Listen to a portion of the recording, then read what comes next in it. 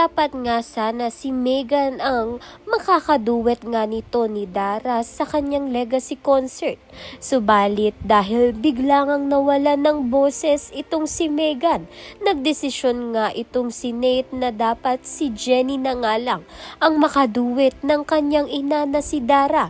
Wala naman ngang magagawa itong si Megan dahil dapat may kaduet nga ang ina nga niyang si Dara, kaya naman nga si Jenny na nga ang naging kasama nga nito ni Dara sa entablado. Hindi naman nga sang-ayon itong si Amelia sa nangyari. Subalit wala na rin nga siyang nagawa dahil nagustuhan rin naman nga ng mga fans ni Dara ang duet nga nila nito ni Jenny.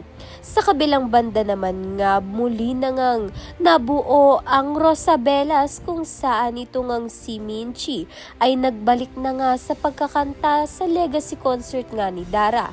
Subalit malalaman nga natin kung narinig nga bang tunay ni Dara ang usapan nga nito ni Charis at ni Minchi, kung saan pinag-uusapan nga nila kung sino nga ba ang tunay na ama nga nito ni Jenny, kung si Dio nga ba. Kaya naman nga't yan at iba pa ang dapat nating pakaabangan.